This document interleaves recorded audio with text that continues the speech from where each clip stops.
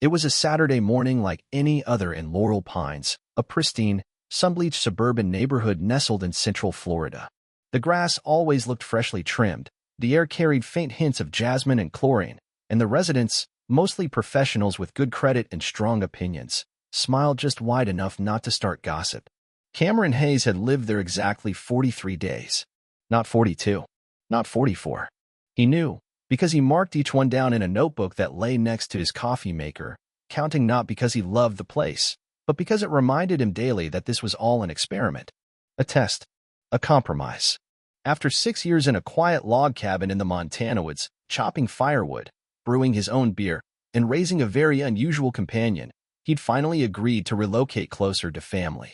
He bought a beige 2-story colonial on Cedar Ridge Lane, a safe distance from traffic but just close enough to a reliable pizza place.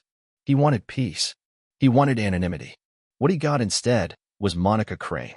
Monica was the reigning president of the Laurel Pines Neighborhood Committee, technically named the Laurel Pines Community Standards Council, but everyone called it the League. With her crisp linen pants, ever-present aviators, and clipboard she wielded like a sword, Monica considered herself the guardian of order.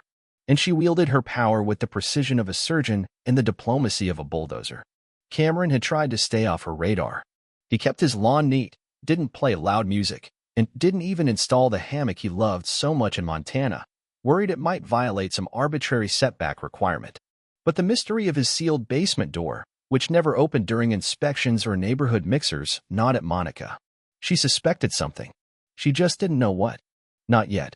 That morning, the sun had just begun its climb over the horizon. Cameron stood by the pool in his backyard, shirtless, wearing worn cargo shorts and nursing a mug of coffee. A podcast played in one ear, an episode titled "The Man Who Sued His HOA into Oblivion," and he chuckled to himself at the irony. Then he saw it. A shadow. Movement in the corner of his eye. Someone inside the house. He froze. Through the sliding glass door, he saw her. Monica. In his living room. Clipboard and all. She was muttering to herself, examining the space like she was evaluating a potential crime scene. Cameron's heart dropped into his gut. Without thinking, he dropped his mug and ran inside. "Hey," he shouted as he burst through the door. "What the hell do you think you're doing?" Monica didn't flinch. She didn't even turn around. "I observed suspicious activity. Unusual noises. Nighttime movements," she said, as if reciting a police report. Per Article 14, Section 3 of the Laurel Pines Code of Conduct, the Community Standards Council reserves the right to investigate threats to neighborhood safety. Cameron blinked, dumbfounded.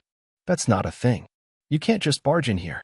But she was already walking toward the basement door. He sprinted to intercept, but she turned the knob and descended before he could stop her. And with that, the last shred of normalcy Cameron had clung to was obliterated. Because in his basement, past the second steel door, behind a reinforced enclosure complete with biometric locks and USDA-certified ventilation, was Baxter, an 850-pound North American brown bear. Legally rescued. Fully licensed. Raised from a cub after its mother was killed by a poacher in Montana. Baxter wasn't dangerous. He wasn't even particularly active. He liked classical music and frozen blueberries and slept 18 hours a day in his specially built enclosure that cost more than Cameron's first house. The bear was Cameron's companion, his closest friend, and yes, his emotional support animal. And Monica Crane had just entered his sanctuary. He bolted down the stairs 2 at a time, heart pounding. He wasn't worried that Baxter would attack her. He was worried that the noise and intrusion might startle him, that she might provoke something she couldn't understand. The basement was cool, chilled to a precise 62 degrees.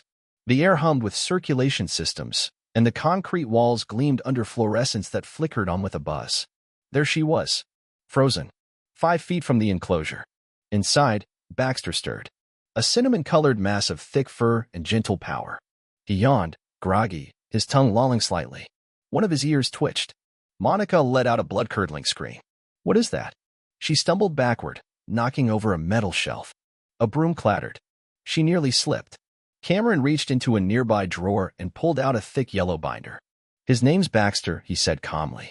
"He's USDA permitted, chipped, vet monitored, and fully legal under state and federal law. Here's his documentation." Monica didn't take it. She just pointed. "That's a wild animal. You're putting this entire neighborhood in danger. The board will hear about this. You'll be evicted." Cameron raised an eyebrow. And you entered my home without permission. That's breaking and entering. I've got it all on camera. Her expression cracked for a moment, but she straightened. You'll regret this. And with that, she stormed upstairs, her heels clicking like gavel strikes on Judgment Day. Cameron stood alone, heart still racing. He looked at Baxter, who had curled back into a lazy heap. Sorry, bud, he whispered. Didn't mean to interrupt nap time. What happened next escalated quickly. Cameron called the police. Calmly. Yes, hi. A woman just entered my home without permission. She's currently in my basement. I have her on video. He didn't mention the bear. He figured the footage would speak for itself. 29 minutes later, 2 cruisers pulled into the cul-de-sac. Half the neighborhood peeked through their blinds. West Dalton, 3 houses down, recorded the whole thing from behind a row of hydrangeas. Monica tried to play the victim. He's got a bear in his basement, she cried. A real bear. I was doing my duty. The officers listened politely. Then they turned to Cameron, who handed them a flash drive with security footage and a folder of documentation thicker than a college thesis, permits, vet evaluations, architectural schematics of the enclosure. The officers looked it over, nodding. Then one of them turned back to Monica. Ma'am, did you have permission to enter this home? I'm the president of the neighborhood council. That's not a warrant. Silence. She opened her mouth, closed it. Then they escorted her outside. No cuffs, but plenty of eyes. By sunset, the footage had hit the neighborhood Facebook group. By midnight, it was viral. HOA Karen versus the basement bear trended on TikTok, Reddit, and Twitter. One clip showed Monica frozen in terror as Baxter lazily blinked at her.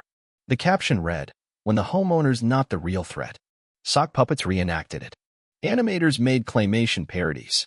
The hashtag bear rights trended nationwide. Cameron didn't say much publicly. He didn't need to. Monica, however, held a press conference on her lawn, flanked by 2 confused-looking teens and a sign that read, "Protect our streets." She sued Cameron for emotional distress and demanded the bear be removed. Cameron hired Teresa Linwood, former Marine, Harvard Law. No patience for nonsense. She countersued for unlawful entry, harassment, reputational damage, and overreach by the council. At the hearing, Monica's lawyer tried to spin it as a safety issue. But the judge reviewed the permits, saw the footage, and read the documentation. Final ruling. Mr. Hayes is in full compliance with all local and federal regulations. Ms. Crane, you trespassed. Your suit is dismissed. Furthermore, you are hereby removed from your position as council president for abuse of authority. Monica's mouth opened. No sound came out. The courtroom burst into muffled laughter. Cameron didn't celebrate publicly, but he did install the hammock. The fallout was swift. A community audit uncovered thousands in misused funds, drones, compliance, golf carts, custom council polos. Monica's inner circle crumbled. Her allies fled. The council was reformed under new leadership, Anita Morales, a retired judge with zero tolerance for tyranny. Laurel Pines transformed. The neighborhood became a beacon of fairness and actual community. Edna Cray opened a weekly soup kitchen.